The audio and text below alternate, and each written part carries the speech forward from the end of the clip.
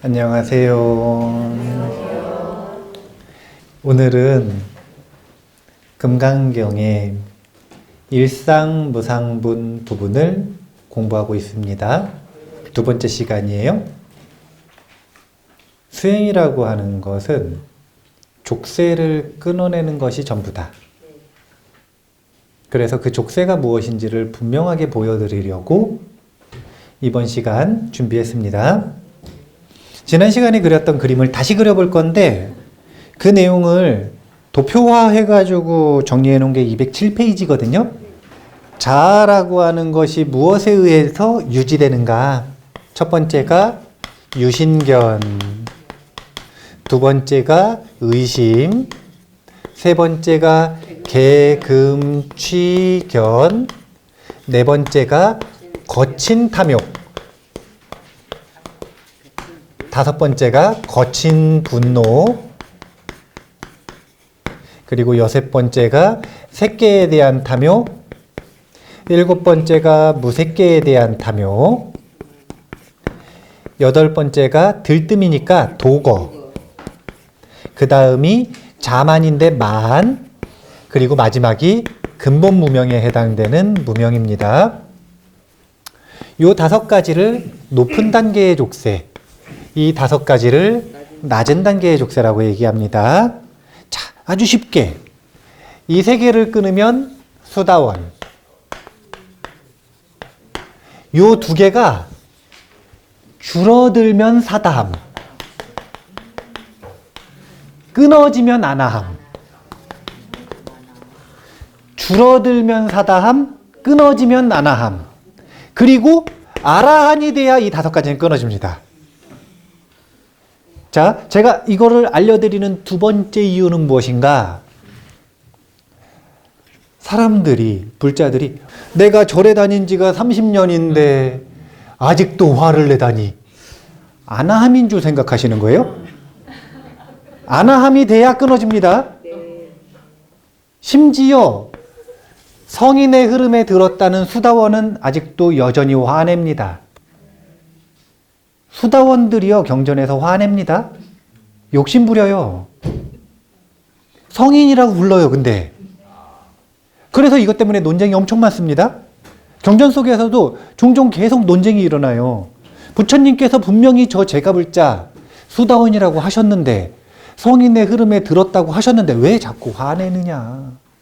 왜 욕심이 그대로냐? 수다원을 증명하는 지표가 요 세 가지라니까요. 거기에는 탐욕과 분노가 없어요. 이 탐욕과 분노가 끊어졌으면 사다함이고 아나함이라. 경전 읽다 보면 궁금하지 않으세요? 한 번 설법 들으면 다 수다원이라. 툭 하면 100명이 왔는데 100명 다 수다원가를 얻었다. 1000명이 왔는데 1000명 다 수다원가를 얻었다. 10,000명이 왔는데 10,000명 다 수다원가를 얻었다. 이런 거 안 궁금하세요? 어떻게 생각을 하냐면요, 뭘 끊어야 수다원인지를 정확하게 모르니까 자책을 합니다. 뭐라 그러냐면 말법 시대라. 지금 근기가 낮아서, 그때 사람들보다 근기가 안 좋으니 청정치 못하니 법문을 듣고도 수다원이 못 된다. 그게 아니라 수다원은 우리가 생각하는 그런 높은 단계의 요구가 없었어요. 마음이 들떠요. 언제까지 들뜨냐면 아라한 되기 전까지요. 마음에 비교와 자만이 있어요. 언제까지요? 아라한 되기 전까지요. 내가 아직도 이렇게 사람과 비교하네? 다른 사람 눈치를 보네? 펌부는 당연하지. 눈치를 안 보는 게 중요한 게 아니라, 비교를 안 하는 게 중요한 게 아니라, 비교하고 눈치 봐서 불안해졌으면 그 불안한 마음을 해결하는 게 중요한 거지. 내가 왜 아직도 하고 있네. 그럼 비교하지 말라고 제가 이 족쇄들을 알려드리는 두 번째 이유인 거예요. 자, 하나하나 볼게요. 유신견은요, 무아에 대한 이해입니다. 이해. 생각해 보세요. 자, 무아에 대해서 이해가 아니라 체득을 했으면 이거 끊어야 돼, 안 끊어야 돼요? 그러면 수다원이에요? 사다함이에요? 아나함이에요? 아나함, 아라한, 사다함, 아나함, 아라한이어야 무아에 대해서 체득을 한 거죠. 아직 이것도 다 못 끊었어요. 그러면 무아에 대해서 체득을 한 거예요? 아니면 안 거예요? 그래서 이게 제가불자용과 출가자용 수다원이 달랐어요. 부처님께서 제가불자를 수다원이라고 하는 경우와 출가자를 수다원이라고 하는 경우가 지표가 달랐어요. 출가자에게는 훨씬 엄격했어요. 왜냐하면 출가자는 전문 수행자잖아요. 온 삶을 바쳐서 수행을 하는 일을 쉽게 인정해 줄 수 없는 거예요. 그래서 제가불자는 어떤 경우에 수다원이라고 했느냐, 결정적인 게 제가불자는 의심이에요.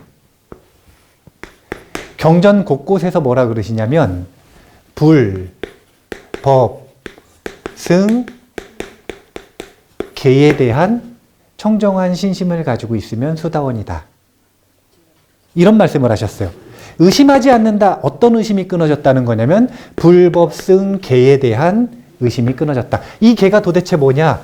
우리 예전에 정신 희유분 할 때 배웠잖아요. 누가 청정한 신심이 나느냐? 지계 수복자가 청정한 신심이 난다. 이 계가 바로 제가불자들에게 이야기하는 시계 생천이라고 하는 제가불자의 수행, 이것에 대해서 의심이 없는 것.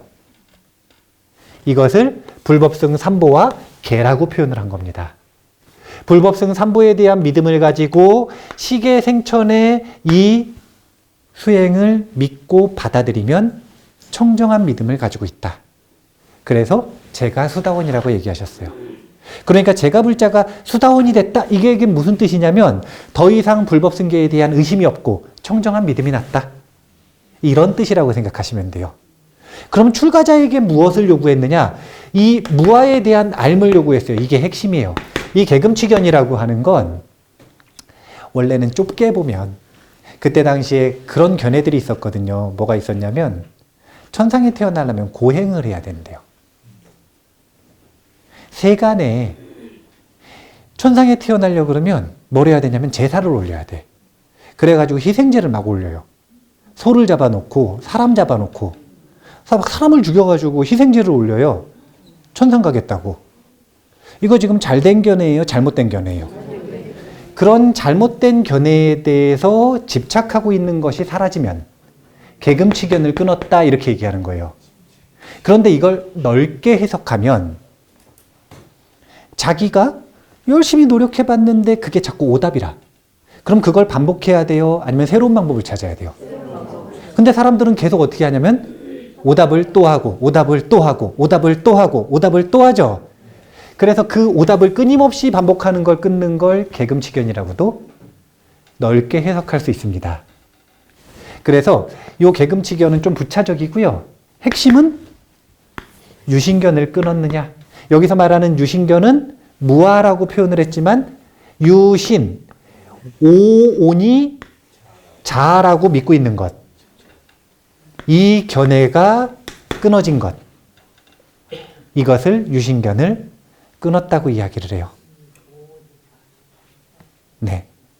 그래서 중국 불교 동북아시아 불교에서는 이것을 이치로서 깨달았다 이렇게 표현을 해요. 이치로서 깨달았다. 그리고 이 모든 것들을 끄는 걸 이치가 아니라 증득해서 깨달았다. 이렇게 표현을 하는 거예요. 이때부터 견도, 도를 봤다. 이렇게 표현을 하는 겁니다.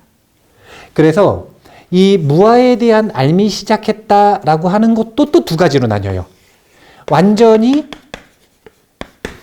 순수하게 견해인 경우가 있고 그게 아니라 부처님께서 견해가 있는데도 수다원으로 인정을 안 해주시는 경우도 있어. 그런 경우는 출가자에게 플러스 알파로 무엇을 원하냐면요. 달라진 지각의 경험을, 그러니까 실제 수행 체험을 요구합니다. 무아를 실제 체험하기 시작하는 것. 무아를 완성한 것은 아니더라도 자기 마음에서 일상에 꽉 묶여있는 자를 무너뜨려서 무아를 조금이라도 직접 경험하기 시작하면 그것을 합쳐서 무아에 대한 알미 시작됐다. 수다원이라고 인정하기도 했어요. 이렇게 조금 대상마다 수다원은 인정하는 바가 다르다. 그러다 보니까 제가 볼 자들은 수다원이 그래 많은데요. 출가자들은 진짜 이상한 역차별을 당해요. 그게 뭐냐면은 사선팔정, 색계선정과 무색계선정에 통달했는데도 수다원이라고 인정을 안 해주시는 경우도 있어요. 출가자에게는 엄청 엄격했어요. 그런데 제가 볼 자들은 다 수다원이라. 왜냐하면 기준이 달랐기 때문에. 수다원에 대한 것 조금 이해가 되시죠? 네. 네. 그 다음에 거친 탐욕과 거친 분노라고 하는 건 우리가 그냥 누가 봐도 명백하게 이거는 탐욕이다, 이거는 분노다라고 말하는 것들. 이거는 탐욕이다, 이거는 분노다라고 말하는 것들.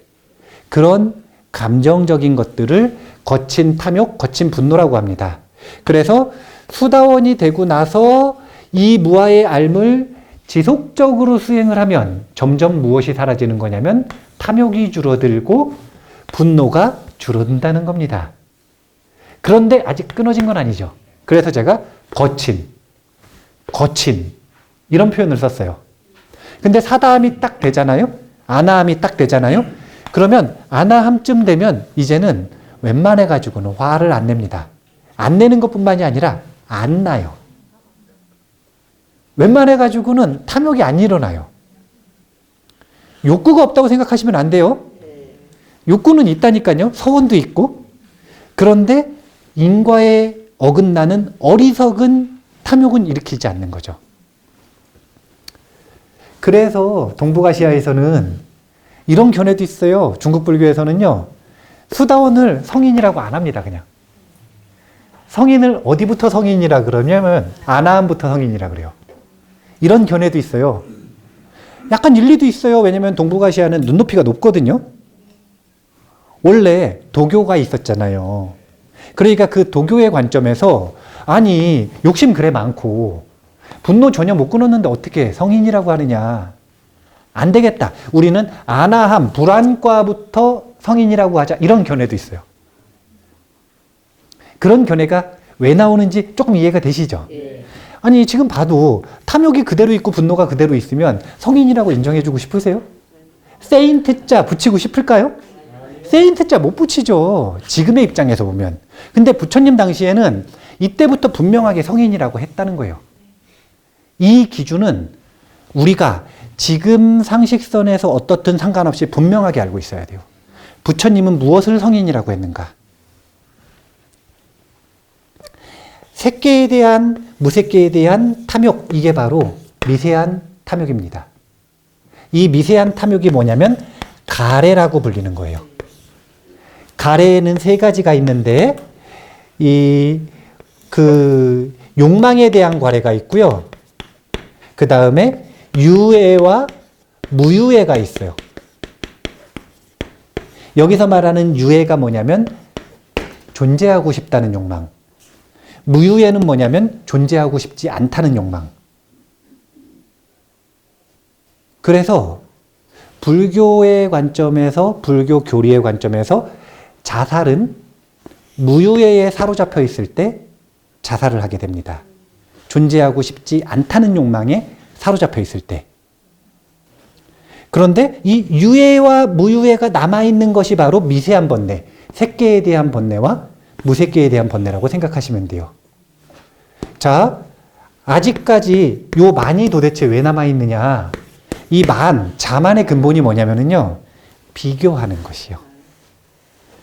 분별해서 자동으로 비교가 되는 것. 이게 자만의 정체거든요. 이게 도대체 왜 아나함인데도 남아있을까요? 아직 뭐가 안 끊어졌어요? 자아가 안 끊어졌죠? 그럼 어떻게 되냐면 아직까지도 나와 너가 있는 거예요. 이게 자동이라. 이게 완전히 끊어지기 전까지는 나와 너를 구분하는 거예요. 그럼 자동으로 분별하고 비교하는 거죠. 그렇기 때문에 많이 남아있는 거예요. 엄청 오만하고 자만하고 이런다는 게 아니에요. 그래서 이거는 비교에 가깝다 이렇게 느끼시면 돼요. 그러면 비교하니까 어떤 일이 벌어지냐면 아직도 좀 들뜨는 거예요. 그래서 근본무명이 끊어질 때 완전히 자아가 죽고 살적 아라한을 이룬다. 이렇게 생각을 하시면 돼요. 여기까지 이해가 되세요? 네, 뭐가 이해가 안 되세요? 너무 질문이 광범위했던 것 같아요. 자, 제가 탐진치에 대한 설명을 해드릴게요. 이거는 정말 알아두시면 유용합니다. 원래는 제가 명상수행을 안 하시는 분들한테는 이 설명을 안 해드려요. 이거는 논리적인 설명이 아니라 명상수행 도중에 마음에서 일어나는 탐진치의 설명을 가장 단순하게 해드리는 방법이에요. 원래 이거는 명상 수행자에게 해주는 방법이지만 그냥 정보로라도 알고 계시는 게 좋을 것 같아서 제가 알려드릴게요. 명상 수행자는요, 탐욕과 분노와 우치의 정의가 다릅니다. 명상 수행자에게는. 자, 명상을 해요. 명상하려고 앉아 보셨어요? 그럼 명상하려고 딱 앉으면 어떻게 되고 싶어요? 뭐 물론 깨치고 싶으신 분들도 있겠지만 욕심이 너무 많은 거고, 깨치고 싶은 마음이 없어도 명상하면은 마음이 어떻길 바라냐면 고요하길 바라죠. 집중이 되길 바라죠. 뭔가 아까 또 뭐라고요? 편안해지길 바란다고요? 편안해지길 바라죠. 그러면은 무엇인가 지금 바라는 상태가 있어요, 없어요? 그 상태가 머물렀으면 하는 마음이 탐욕이에요. 그렇기 때문에 여기에는 욕구와 서원도 다 들어갑니다, 사실은. 명상수행자에겐 그래요. 명상수행자는 무엇인가 자기가 마음에 드는 게 있어요. 마음에 드는 상태. 그 상태가 지속됐으면 좋겠다. 이 마음이 바로 탐욕이에요. 그런데 명상해 보시면 아시지만 어쩌다가 고요해지는 경험을 합니다. 근데 다음날 앉으면 고요해요, 고요하지 않아요? 마음대로 안 되죠? 그러면 마음대로 안 되는 그 산만한 마음은 없어졌으면 좋겠어요? 계속 있었으면 좋겠어요? 그 마음을 분노라고 하는 거예요. 생각해 보세요. 없어졌으면 좋겠다. 이게 도대체 무슨 말이냐? 이게 발전하면, 이 씨앗이 발전하면 어떻게 되냐면 사라졌으면 좋겠다, 죽었으면 좋겠다. 이게 바로 분노와 해악으로 이어지는 씨앗인 거예요. 명상수행자는 열매를 가지고 분노, 탐욕, 우치를 따지지 않고 씨앗을 보는 겁니다. 마음의 근본을 보기 때문에 씨앗을 봐요. 내가 싫어하는 상태가 있고 마음에 안 드는 상태가 없어졌으면 좋겠다. 이걸 뭐라 그러냐면 분노라 그래요. 제가 아까 이야기하지 않았습니까? 화가 나요? 거기서 벗어나고 싶어요? 지금 이 화난 상태가 마음에 드는 거예요, 안 드는 거예요? 그 마음이 사라졌으면 좋겠어요, 안 좋겠어요? 분노를 더해요. 그러면 분노가 어떻게 되죠? 커지죠. 가만히 있는다는 건 무슨 뜻이냐면 사라졌으면 좋겠다라는 마음도 없이 그 마음을 경험하고 있는 걸 가만히 있으면 좋겠다. 가만히 있으면 된다. 이렇게 말하는 거예요. 그래서 사실은 90초라는 시간이 쉽게 느껴지지만 어려운 거라. 이것이 쉬운 사람에겐 쉬우겠죠. 누가 쉽냐면 마음의 훈련을 충분히 한 수행자들은 쉽겠죠. 팔굽혀펴기 지금 100개 하려고 그러면 쉬우세요, 어려우세요? 왜 어려워요? 안 했으니까. 근데 운동선수들 100개 맨날 하는 사람은 쉬워요, 어려워요? 전문 운동선수니까. 똑같은 거예요, 그냥. 마음도 똑같은 거예요. 왜 도대체 탐욕을 부리고 분노를 일으키느냐? 왜 가만히 못 있느냐? 안 했으니까. 그냥 이유는 명명백백한 거죠. 명상을 안 했는데, 마음의 근력 운동을 한 적이 없는데, 어떻게 마음이 내 뜻대로 됩니까? 이런 걸 무슨 심보라고 한다고요? 도둥동심보.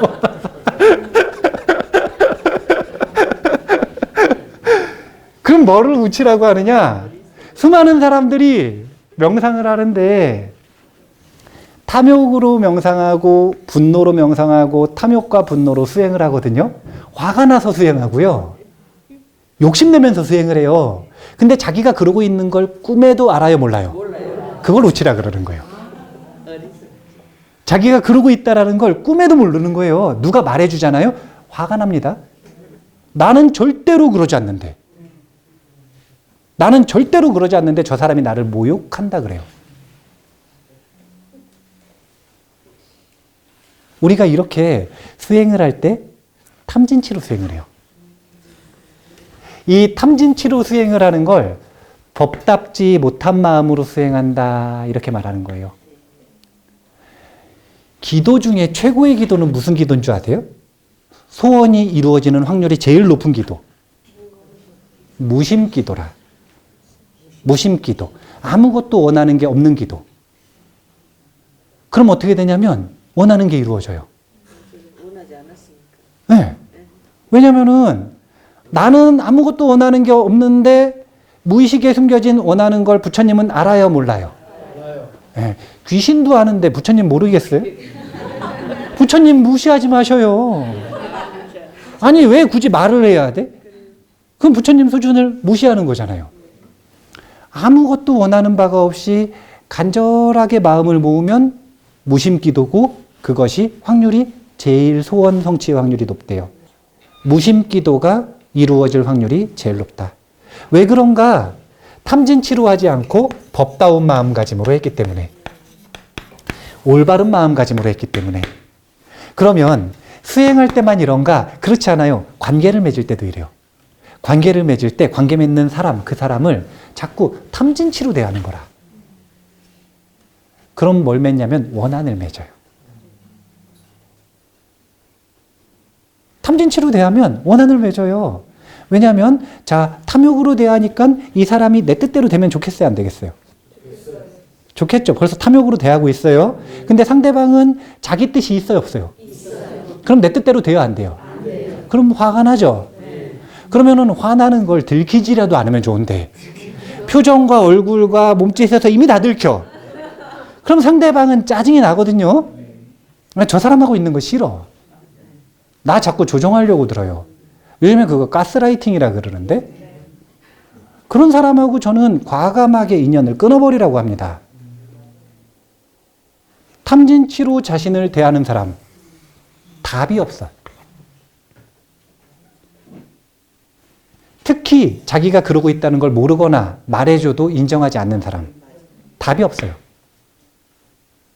그런 사람과는 빨리 최대한 빨리 인연을 끊어버리는 게 인생이 자유로워지고 즐거워지고 고난을 피하는 길입니다. 절여내버리세요. 자, 탐진치가 무엇인지 여기서부터 시작해서 아셔야 돼요. 이게 열매를 맺었을 때 이 10가지 족쇄로 발전을 하는 거예요. 이게 뭐냐면 수박 씨라. 이 모습들이 수박이에요. 수박과 수박씨는 모습이 정말 다르잖아요. 그런데 분명한 건 씨앗에서부터 시작됐다라는 거예요. 이걸 다스리지 못하면 열매는 열리게 되어 있는 거예요. 그래서 명상수행이 왜 도대체 관계에도 도움이 돼, 건강에도 도움이 돼, 성공에도 도움이 돼, 수행에도 도움이 돼, 모든 것에 왜 자꾸 도움이 된다고 얘기를 하느냐. 다른 게 아니라 명상수행을 열심히 하는 거 말고 잘하면, 잘한다는 건 올바로 하면, 올바로 한다는 건 탐진치로 수행하지 않으면, 그러면 법다운 마음가짐이 되고 이것만으로 그 사람은 격이 높아진 거예요.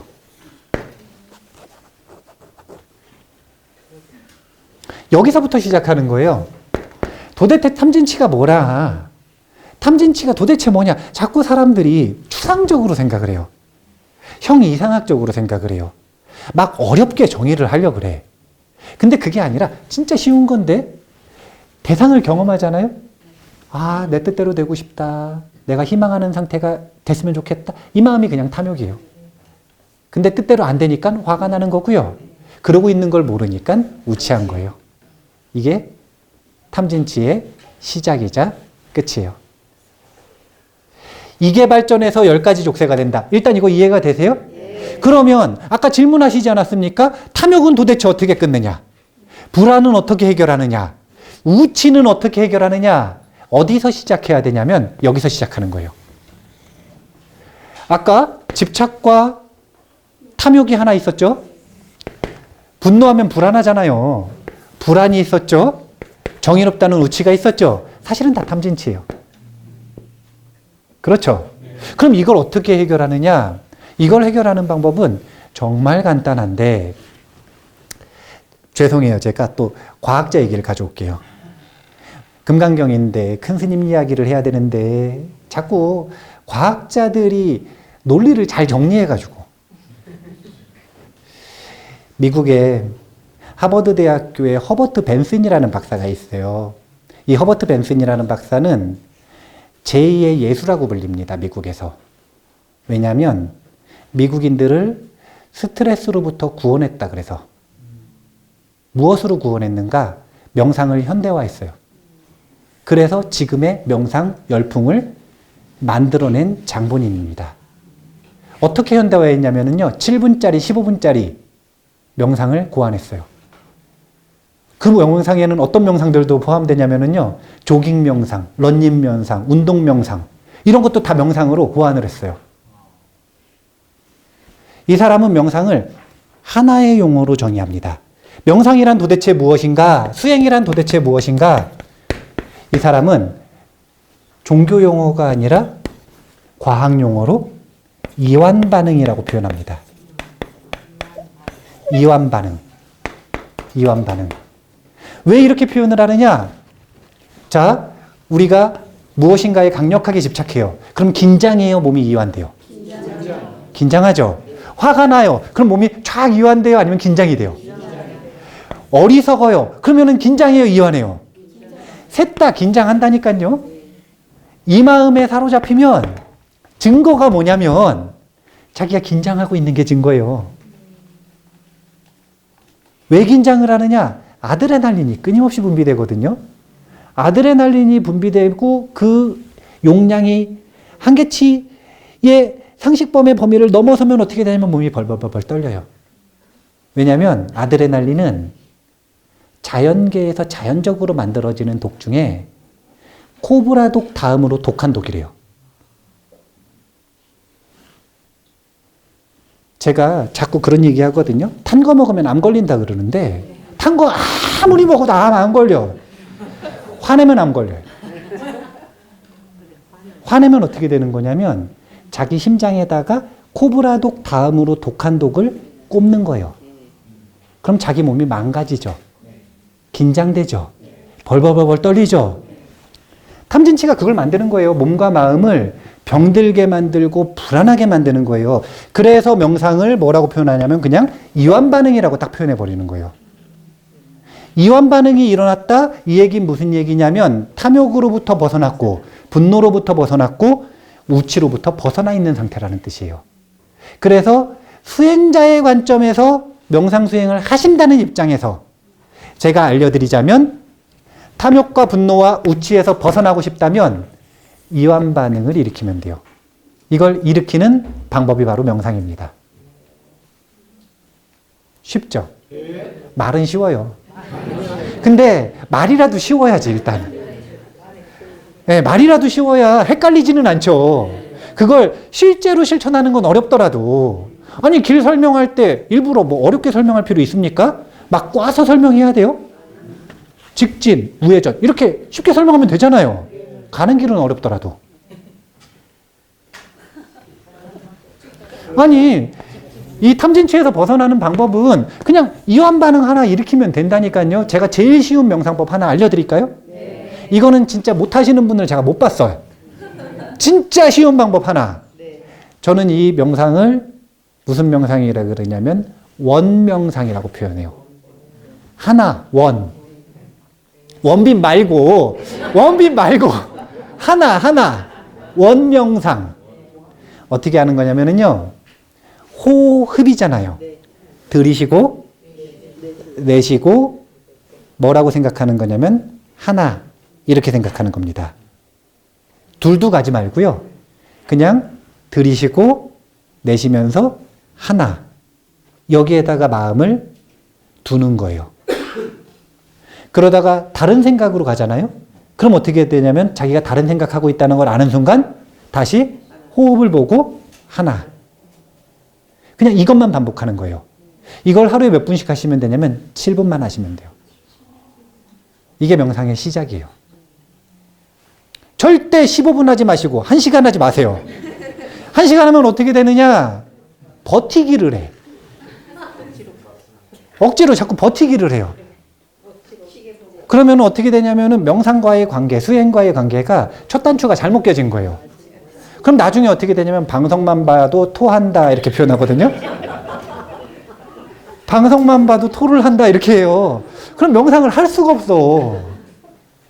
근데 처음에 7분씩 연습하잖아요. 그럼 어떤 반응이 오냐면은요. 아쉬워. 이렇게 첫 단추를 껴야 돼요. 그러면 7분만 하다가 아쉬울 때 어떻게 하는 거냐면 8분으로 늘리고 9분으로 늘리고 10분으로 늘리고 15분으로 늘리고 나중에 1시간으로 늘리는 거지. 처음부터 억지로 하면 큰일 나는 겁니다. 벌써 지금 뭘로 하고 있어요? 탐욕으로 하고 있죠. 버티기 하고 있는 건 분노로 하고 있잖아요. 근데 자기가 탐욕과 분노로 하는지 꿈에도 몰라. 우치로 하고 있는 거죠. 잠깐. 그 방법하고 네. 사사나 수행법에 보면 사념처라고 해서 실수실법이 나라차림을 하라고 하지 않습니까? 네. 그러면 그 방법하고는 좀 다른 방법이 되겠습니까? 지금 어려운 용어를 얘기하셨어요. 윗바사나를 하는데 신수신법을 한다. 이거는 마치 뭐와 유사한 거냐면 운동을 하는데 처음부터 경기에 나가요? 아니면 레슨을 받고 기본기 연습을 해요? 그러면 처음부터 경기를 나가면 경기가 돼요, 안 돼요? 무조건 지죠? 윗바사나, 신수, 신법, 일상 속에서 깨어있고 관찰하고 명상을 하고 집중을 하고 몰입을 하고 삼매를 얻고 이 모든 것들은 시합이라. 그럼 지금 이야기해드리는 원명상. 그냥 7분 동안 아주 간단한 연습하는 거. 이게 뭐냐면 폼을 잡고 기본기를 연습하는 거예요. 기본기를 연습하지 않고 시합에 나가면 100전 100패라. 그럼 자기는 항상 패배자가 되는 거예요. 저는 권하고 싶지 않아요. 기본기 연습을 하시는 걸 권합니다. 단계를 만드는 이유라고 하는 건 너무 단순한 거예요. 그런 지표와 기준이 없으면 어떻게 되냐면 착각을 해요. 다툼이 일어나요. 자기 혼자서 1인 전승이어서 제자가 한 명밖에 없어요. 그러면 스승이 당신이 깨달았다 이런 말을 안 해도 그냥 깨달았으면 마음이 행복하겠죠. 아무 문제가 없어요. 근데 제자가 2명만 돼도요. 아까 아라한이 되기 전에는 뭐가 안 끊어졌다 그랬냐면 비교가 안 끊어졌다 그랬죠. 아라한 이전에는 얼마나 비교와 자만이 심하겠어요. 그리고 아까 이야기했던 것처럼 법집이라고 하는 것이 가장 폭력적이라 그랬죠. 엄청난 분쟁과 논쟁들이 있었어요. 수없이 자기만 깨쳤다고 이야기를 하고 자기 스님만 깨쳤다고 얘기하고 자기 학파만 깨쳤다고 얘기하고 자기 길만 옳다고 얘기하고 이런 분쟁들이 있었어요. 부처님이 계실 땐 전혀 문제가 안 됐어요.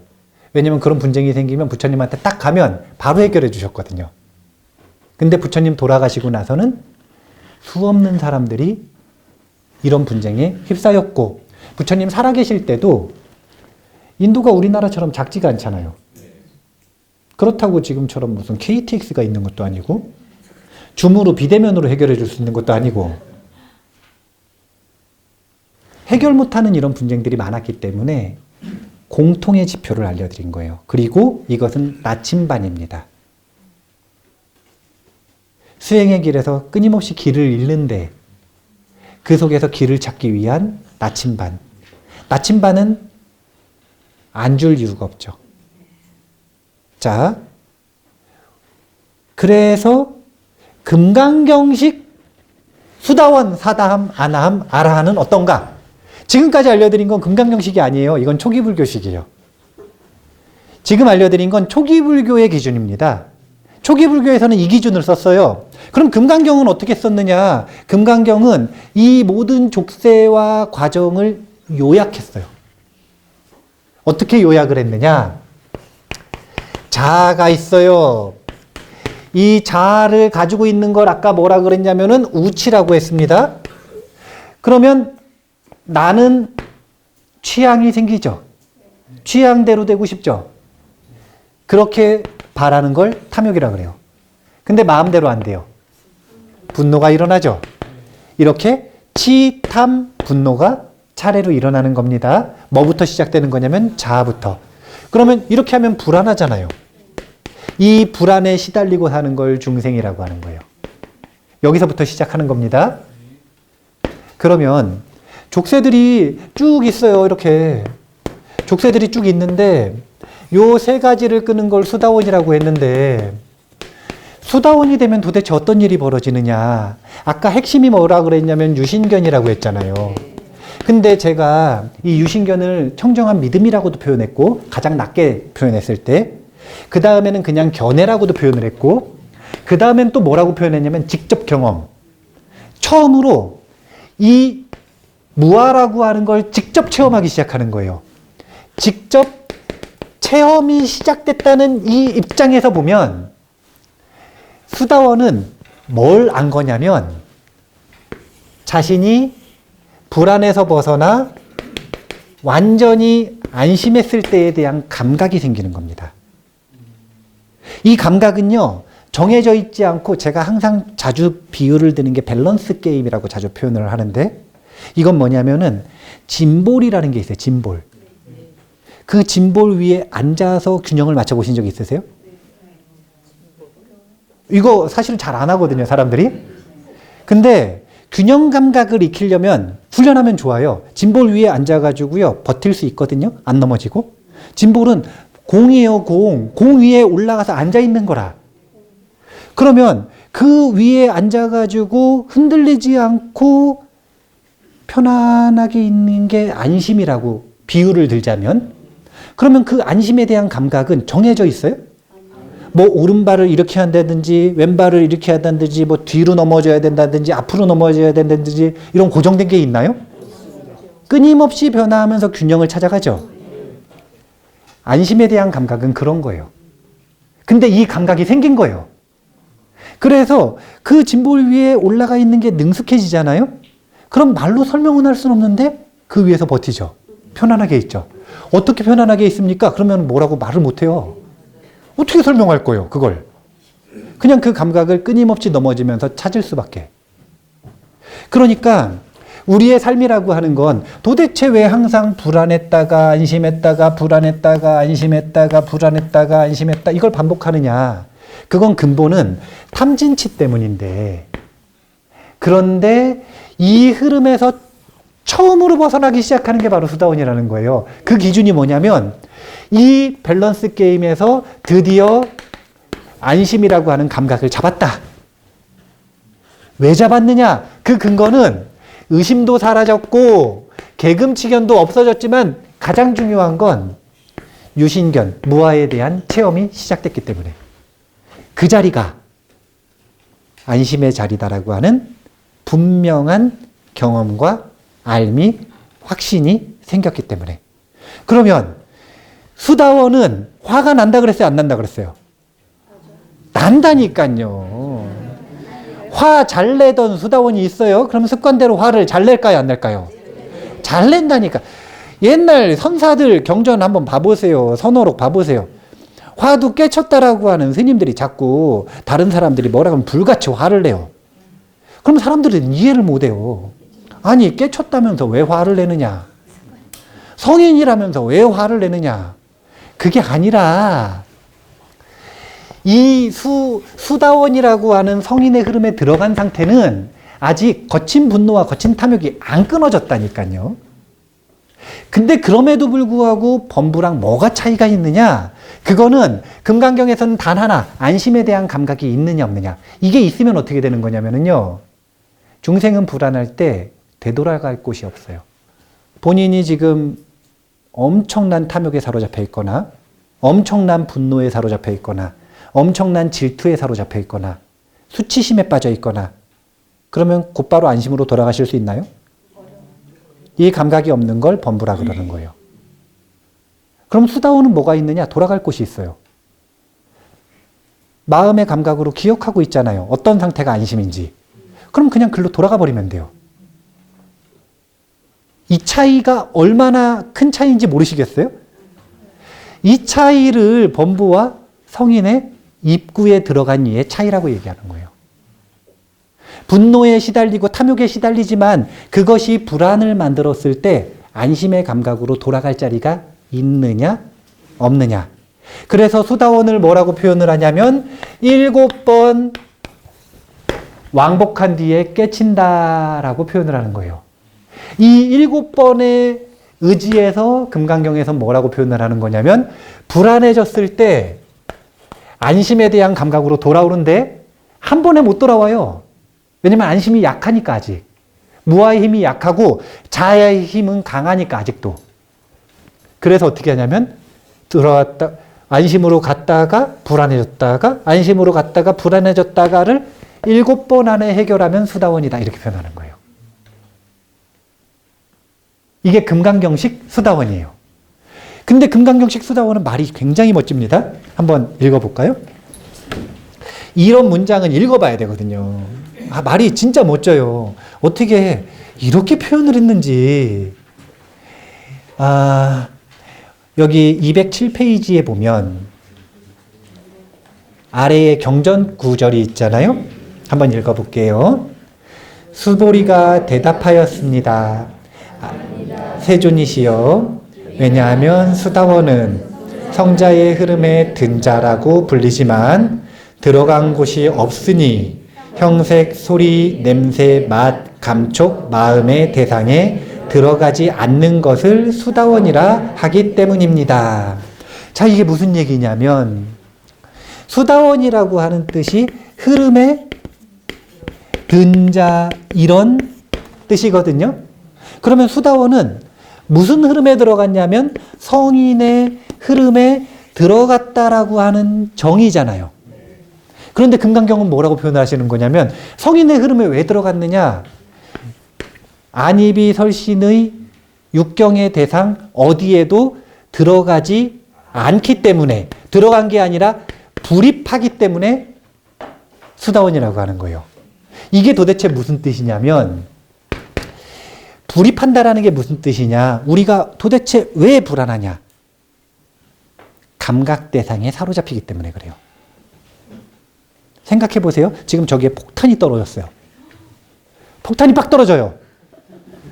폭탄 떨어지는 소리 얼마나 큰 줄 아세요?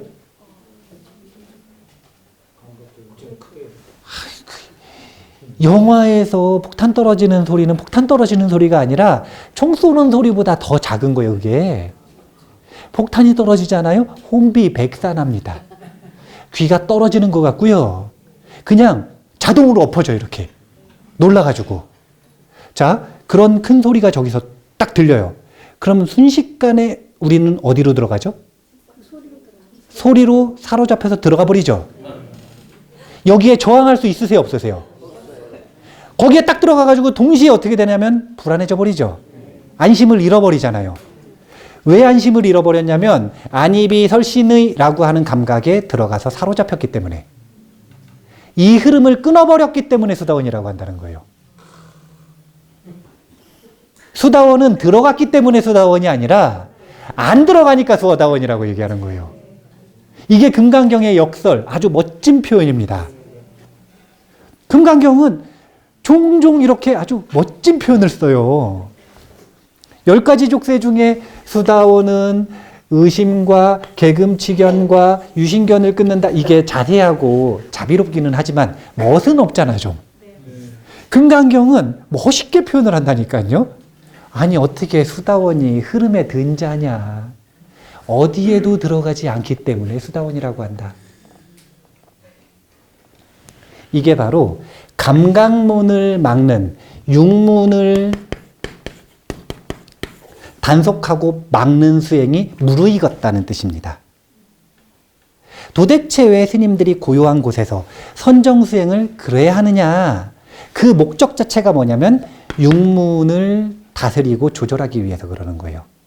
자동으로 감각에 사로잡히고 끌려가는 것을 내 뜻대로 조절하기 위해.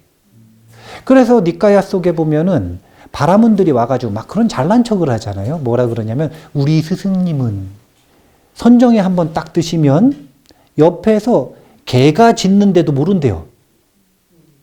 이거는 집중력이 아주 좋다는 거예요, 안 좋다는 거예요? 그래서 막 소리가 막 들려도 거기에 끄달린다는 거예요, 안 끄달린다는 거예요? 그럼 부처님 뭐라 그러시냐면은 옆에 있는 안한존자가 우리 부처님은 하면서 이제 시작이 되는 거예요. 옆에서 50마리 말이 마차를 끌고 가도 모른다더니 아니면 천둥 번개가 쳐도 그 소리를 못 듣는다느니 뭐 이런 이야기들을 하시는 거예요. 육문을 얼마나 강력하게 닫았느냐. 이것이 스님들이 하는 사마타 수행의 목적입니다. 육문을 닫아서 경계에 사로잡혀서 그 흐름, 집착에 빠지는 걸 방비한다. 이게 수다원이에요. 흐름에 들지 않기 때문에 어떤 힘이 생기는 거냐면 안심의 힘이 생긴다. 그런데 종종 거친 탐욕과 거친 분노에 사로잡히죠. 이때는 지금 수다원임에도 불구하고 감각에 속았어요, 안 속았어요? 속았죠. 근데 속는 건 범부랑 똑같은데 수다원은 자기가 탐욕으로 수행하고 있고 분노로 수행하고 있고 이걸 알아요. 범부는 아까 이야기했잖아요. 꿈에도 안다 모른다? 모른다니까요. 옆에서 스승님이 얘기를 해주는데도 인정을 안 해요. 왜 자꾸 불안에 떠느냐? 그런데 안 불안하다는데 더 이상 무슨 얘기를 해요? 아니 왜 이렇게 불안에 떠느냐? 그러면은 안 불안하대요. 자기는 절대 안 불안하대요. 지금 편안하대요. 이건 뭐냐면 탐진치에 중독이 된 거예요. 탐진치에 중독이 되면 안심의 마음을 모르니까 자기가 불안에 떨고 있는 걸 모르는 거야. 왜냐하면 디폴트 값으로 항상 불안하니까. 이게 기본 모드니까. 화가 나 있는 사람은 항상 화가 나 있으니까 그것보다 더 화가 나야 화가 난 줄 아는 거예요. 옆에 있는 사람들은 저 사람 화난 거 다 하는데 자기는 절대 화가 안 났대. 부처님 뭐라 그러셨냐면 똥물에 사는 사람은 절대로 자신이 똥물에 있다는 걸 모른대요. 언제 하냐면은요, 똥물에서 나와서 몸을 다 씻고 한 번이라도 청정해져 봐야 그 다음에 똥냄새를 맡기 시작한대요. 우리가 그만큼 삼독심에 강력하게, 불안에 강력하게 사로잡혀 있다는 뜻입니다. 수다원은 7번 안에 돌아오는 자를 수다원이라고 한다. 그러면 사다함은 어떻게 하는 거냐면요, 이 안심의 힘이, 감각이 아주 강력해지고 능숙해지니까 어떻게 되는 거냐면 한 번 왕복하고 해결되는 겁니다. 한 번 왕복하고 해결되니까 거친 번뇌와 거친 탐욕이 줄어요, 안 줄어요? 아니, 결과는 당연히 줄었겠죠.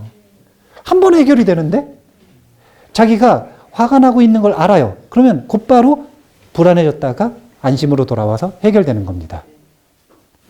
이쯤 되면 이제 세인트자가 붙기 시작하는 거죠. 누가 봐도. 안함이 되잖아요. 그럼 불안가라 그래요. 이건 무슨 뜻이냐면 한 번 갔는데 돌아올 것도 없이 해결됐다는 뜻이에요. 아라한이 되잖아요. 그러면 그냥 아예 불안과 안심이 차별이 없어지는 겁니다. 그래서 이럴 때 뭐라고 표현하냐면 번뇌즉 보리다 이렇게 표현하는 거예요. 아라한의 상태를 말하는 겁니다. 불안과 안심이 더 이상 구분이 없다. 그래서 어디서나 안심인 거예요. 이게 아라한입니다. 그리고 그럴 수밖에 없는 이유는 아까 그 10가지 족쇄를 보면 아는 거예요. 유신견도 끊어졌지, 의심도 끊어졌지, 계금취견도 끊어졌지, 거친 탐욕과 거친 분뇌도 끊어졌지, 색계와 무색계에 대한 미세한 탐욕도 끊어졌지. 도거, 들뜨지도 않지, 비교도 안 하지, 마지막으로 생존 본능인 자아까지 완전히 끊어졌지. 그럼 도대체 불안할 게 뭐가 있는 거예요? 그냥 항상 편안한 거죠. 그래서 이런 아라한들이 뭐라고 표현을 하는 거냐면, 아라한이 됐음에도 불구하고 가끔씩 부처님 제자들에게 아주 강력하게 비판하시는 때가 있거든요. 부처님 자비로운 분이라고 생각하시면 안 돼요. 경전 보면 독설이 엄청 많아. 폐부를 찌르는, 뼈를 때리는, 정말 너무 수치스럽고 부끄럽고 그런 직구를 많이 날리시거든요. 부처님 경전이 부처님께서 편안하게 자비로운 말씀으로, 자비로운 태도로, 자비로운 언어로 말씀하신다고 그게 쉬운 말이 아니에요. 가끔씩 진짜 강력하게 비판하시는 때가 있어요. 대표적으로 비판하신 게 뭐냐면요. 부처님은 두 가지는 진짜 강력하게 얘기하셨어요. 뭐라고 얘기하시냐면, 먹는 것 조절하지 못하는 자는 수행자 아니다. 이거 엄청 수치스러운 말이에요. 아예 정체성을 부정해 버리신 거예요. 차라리 화를 내시지. 차라리 화를 내시지. 먹는 거 조절 못하면 쉽게 말하면 넌 비구도 아니다. 이렇게 얘기하신 거거든요. 그 다음 두 번째는 어떤 이유로든 논쟁하면 수행자 아니다. 이게 대표적인 강력한 표현들이에요. 그런데 그런 표현들을 들으면 약간 부처님이 화내는 것처럼 느껴질 수도 있을까요? 없을까요? 있겠죠. 그럼 부처님 뭐라 그러시냐면, 화를 냈대 화낸 바가 없다, 이렇게 말씀하실까요? 안 하실까요? 그러면 옆에서 보는 사람들이 뭐라고 생각하냐면, 핑계 대네, 이렇게 생각할 수 있어요? 그게 아니라니까요. 정말로 부처님이나 아라한들에게는 불안과 안심이 차이가 없다. 화를 내는 그 모습이 화를 내지 않고 있는 것과 동시에 존재한다는 거예요. 그래서 부처님은 말했지만 말한 바가 없고, 행했지만 행한 바가 없고, 만약에 화를 내셨다면 화냈지만 화낸 바가 없는 겁니다. 이것도요, 성인들은 진짜 솔직해요. 부처님은 뭐라 그러셨냐면, 분명하게 만약에 화내는 모습을 보이셨어요. 그럼에도 불구하고 부처님은 본인의 경계를 솔직하게 얘기하는 겁니다. 뭐라 그러시냐면, 화냈지만 단 하나도 화낸 바가 없다. 근데 우리 노스님은 솔직하게 또 얘기하십니다. 뭐라 그러시냐면은, 화를 냈는데 본인은 화를 내기는 냈지만 지나갔대요. 이걸 뭐라 그러냐면 삼구법문이라고 하는 겁니다. 임재록에 있는 삼구법문. 이게 뭐냐면은요, 행동을 할 때는, 행위를 할 때는 세 가지 수준이 있다는 거예요. 첫 번째는 그 행위를 벽에다가 도장을 찍어버리는 사람이 있어요. 이러면 흔적이 남아요, 안 남아요? 두 번째는 흘러가는 물에다가 도장을 찍는 사람이 있어요. 이 사람은 순식간에 찍혔다가 사라져버리죠. 가장 수승한 사람은 허공에다가 도장을 찍어버려요. 허공에다 도장을 찍은 게 바로 부처님의 경계요. 우리 노스님은 본인의 경계를 솔직하게 얘기하시거든요, 항상. 뭐라 그러시냐면, 나는 허공에는 아직 못 찍는다. 나는 흘러가는 물에다 찍었다. 근데 너는 왜 아직도 그때 그 마음을 사로잡고 있느냐? 나는 화냈지만 그 순간이 지나면 다 흘러가 버렸는데 너는 왜 아직도 화낸 나를 잡고 있느냐, 이거죠. 저한테 항상 그러셨어요. 우리 노스님 화를 자주 내셨거든. 저한테는 안 내셨어요. 나중에 왜 안 냈냐고 제가 물어보니까요. 너는 화를 내면 그냥 가버릴 사람이래요. 첫 번째. 두 번째는 자랑인데 화낼 게 거의 없대요.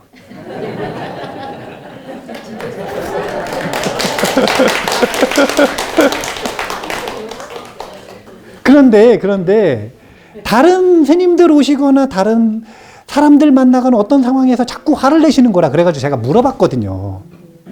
아니 스님, 왜 자꾸 화내시냐고, 건강이 안 좋게. 너는 언제적 얘긴데 지금까지 그 얘기를 하냐고. 나는 화가 사라진 지 이미 오래라고. 그러니까 그런 이야기들이 절대로 말장난이 아니라니까요.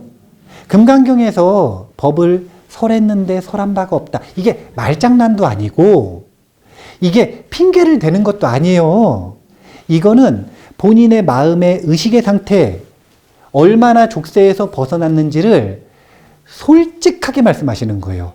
절대로 성인들은 물에다가 도장을 찍으면서 허공에 찍는다고 거짓말하지 않는다니까요. 성인들은 솔직해요. 성인이 아닌 사람이 거짓말을 하지.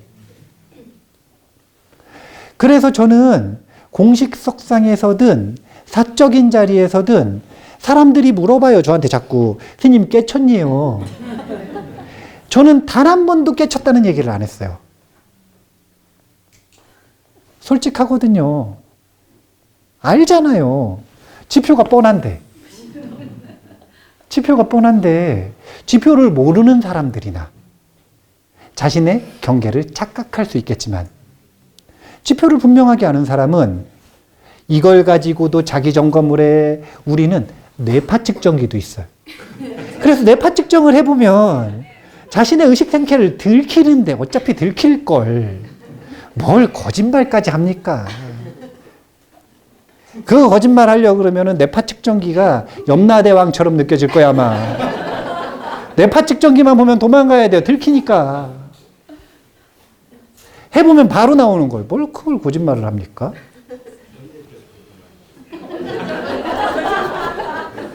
이제 조금만 더 지나잖아요. 시대가 얼마나 변했냐면요. 이제 딱 9년만 더 있으면 메타버스 세상이라고 하는 가상현실이 현실과 구분이 안 될 만큼 상용화됩니다. 그리고 그때는 반드시 이 가상현실 VR 기기에 뭐가 붙냐면 뇌파 측정기가 붙어버릴 수밖에 없거든요. 지금 기술은 다 개발되어 있어요. 그거 딱 붙으면 더 이상 아무도 거짓말 못해요. 이 사람이 화가 났는지, 이 사람이 지금 기쁜지, 이 사람이 불안한지, 이 사람이 마음이 안심했는지, 이 사람이 지금 선정에 들었는지 못 들었는지 전부 다 나옵니다. 지금도 기술은 있어요. 대중화가 안 됐을 뿐이지. 어차피 그런 세상에서 거짓말할 게 뭐 있어요? 솔직하게 이 지표와 이 나침판에 따라서 서로 논의를 하면서 절차 탁마하고 함께 족쇄를 풀어나가는 겁니다. 이게 금강경에서 말하는 수행이고 독과라고 하는 수행의 결과물들이에요. 그리고 이것은 한마디로 요약하면 안심의 힘이 얼마나 강해졌는가, 얼마나 안심에서 벗어나지 않는가, 얼마나 빠르게 안심이 회복되는가. 그래서 금강경을 안심법문이다, 이렇게 이야기하는 것입니다. 오늘 한 700년의 불교 역사를 훑었어요. 족쇄부터 시작해가지고 금강경식 독과까지 다 봤기 때문에